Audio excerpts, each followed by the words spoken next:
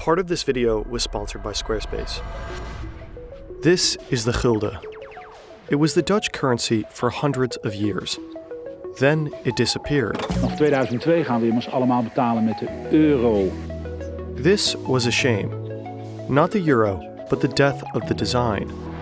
Its colors outdid every dollar. Its lighthouse stood above all buildings, and its portraits embarrassed the queen. Some say even killed her. The gulden changed the face of cash forever. I believe it's the best paper money ever made. But why? Why was Dutch money so different? Why does it look so strange? Nog steeds hoor, als ik mijn biljetten zie, dan vind ik dat hele leuke biljetten, ja. Ocha Oxenaar was different.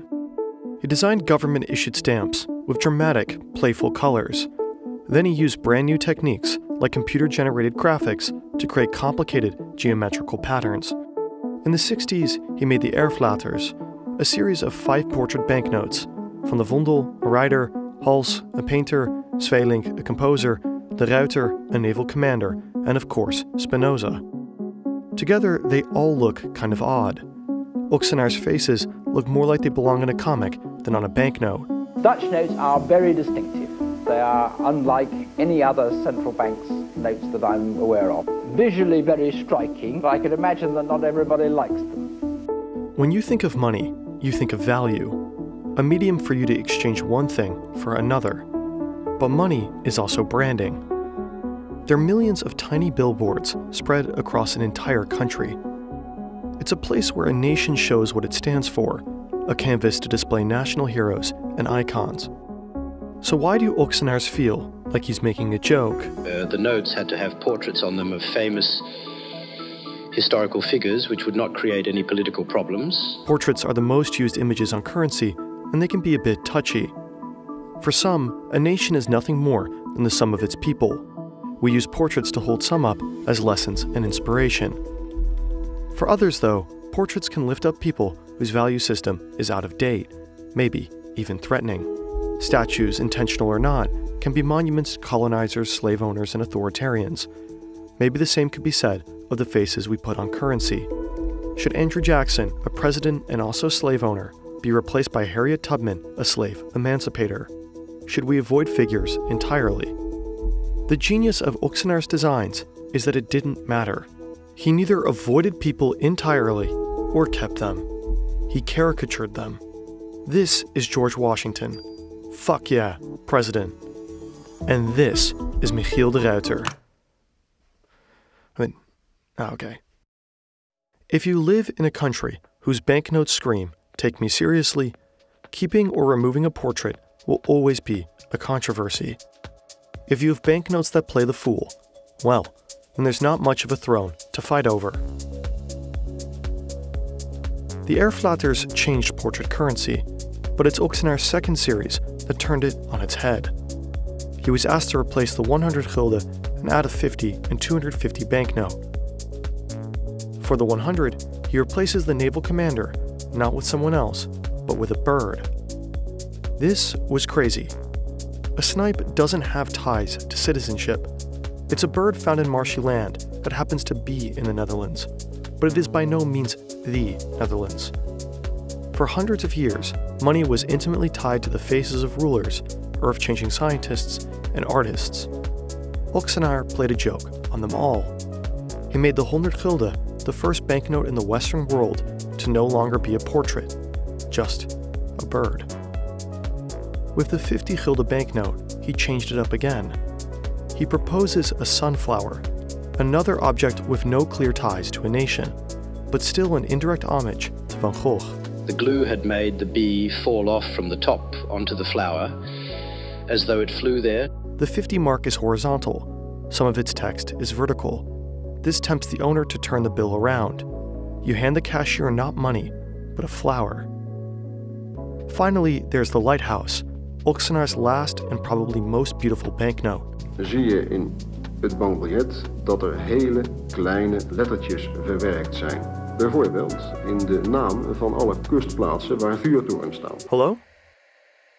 Where am I? Why, hello there. You're in a Squarespace ad. What is this? Who are you? Squarespace is the best website builder on the market. It's the 21st century. You need a personal website. What are you even talking? That's actually a fair point. With Squarespace's flexible website templates and its new Fluid engine, it's never been easier for anyone to unlock unbreakable creativity when it comes to designing your own website. Launch a business and use Squarespace's analytics to build a marketing strategy so you can make more money. Launch a blog and use Squarespace's blogging tools to share your stories, photos, videos, and updates. Check out squarespace.com for a free trial. And when you're ready to launch, go to squarespace.com/hug to save 10% off your first purchase of a website or domain.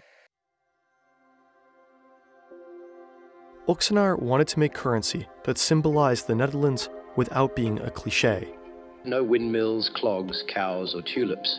Instead of projecting what the Dutch are loudly, Oxenaar intentionally chose symbols that were a bit more normaal.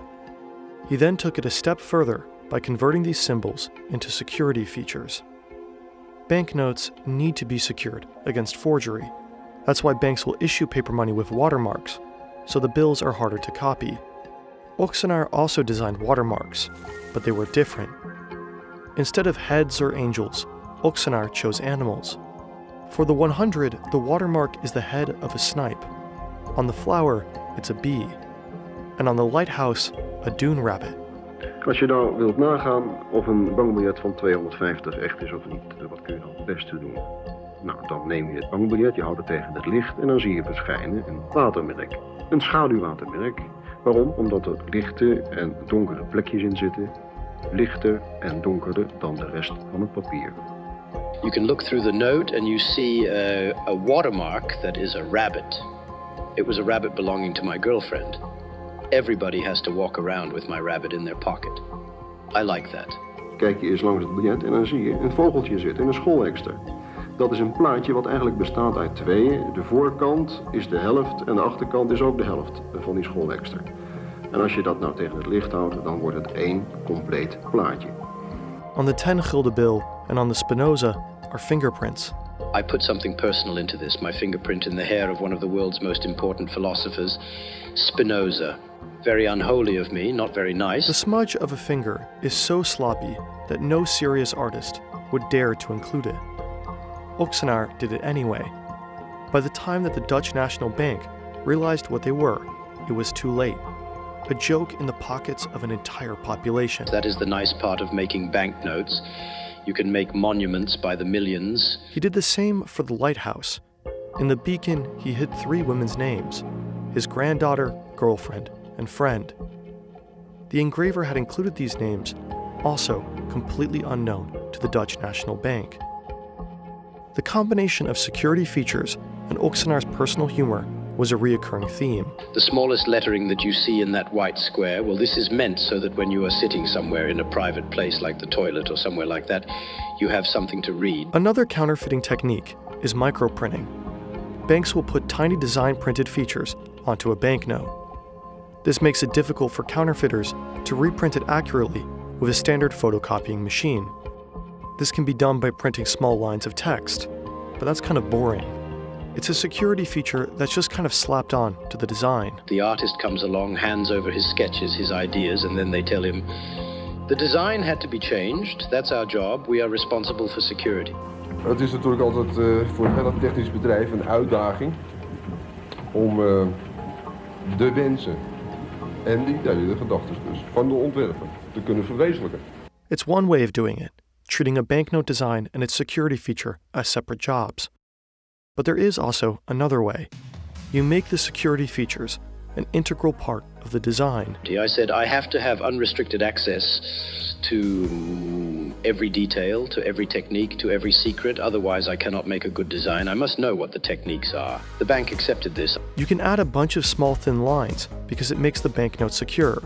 Or you can add a bunch of small thin lines because it's necessary for it to look good. Uitgangspunt bij het ontwerpen van de Nederlandse bankbiljetten is tweeledig eigenlijk. Dat het goed te produceren en ook goed te beveiligen moest zijn en daarnaast een goed gebruiksartikel. En dat is ook de reden waarom die biljetten er eigenlijk anders uitzien dan bijna alle andere biljetten in de wereld. Het is niet zomaar een optelsom van die factoren, maar het is een gevolg van een ontwerpconcept. For the 100, 250, and 50 gulden, each had their own simple primitive in the background, where you could find hundreds of micro-lines changing and adjusting to different areas in a grid. Were these necessary for the design or for the security? The beauty is that you can't tell. Voor alle bankbiljetten, dus niet alleen voor de 250, geldt nog een vierde echtheidskenmerk en dat is de plaatdruktechniek. Dat kun je namelijk voelen met je vingertoppen. Als je langzaam over het biljet strijkt met je vingertop, dan voel je daarin dikke en grove lijnen. Dat zijn dikke inktlijntjes die erop gebracht zijn door het toepassen van een speciale druktechniek. I chose very elementary colors because it was a small series of only 5 values. Instead of single colors or muted ones, Oxenar fought for vibrant reds, blues, yellows, and greens. When I made my first banknote, the printers maintained that more color was an impossibility. They said, when you use a green, it must be very dark and blackish green, otherwise it's not safe. I discovered that this was not true. I just had to keep on asking and asking. Oxenar's banknotes did not only stand out next to single-colored banknotes, but they also stood out among the colored ones. It's almost as though Oxenar's banknotes were like monopoly money, which is, well, exactly what they were. The only money I had seen which was as clear as I wanted money to be was monopoly money. That was nice money in my eyes, so I hope that my own work looks a little bit like that. You don't need to look at the number on monopoly money to recognize its value. The design is clear, the layout standardized, and the typography loud. With the gulden, it was the same. At a moment's notice, the faintest glimpse, you could identify exactly which banknote it was. The specific colors that were chosen were almost nearly perfect. The primary colors blue, red, and yellow are the most visually clear for the human eye. Oxenar believed the notes which were used the most should also reflect that. When the value of the money was higher, only then would you find the secondary colors, a dignified green or a royal violet. If you are colorblind, you're probably not getting this video, but you could also still determine the gulden's value from large legible letters. The objective was to use very clear typography so that when you folded up the note, you could see what the value of the banknote was at least 4 times. Oxenar's designs were influential. For the euro, they didn't consider using separate colors until the Dutch National Bank submitted a proposal based on his designs. He changed the rules for what a banknote could and should look like. Iets is dat diep in Nederlanders aanspreekt. Als je vlak bij de kust woont, dan is dit zo'n markeringspunt en een beveiligingspunt tussen water en land. Ik denk dat het een heel mooi symbool is en heel herkenbaar voor Nederlanders, zo levende achter de dijk.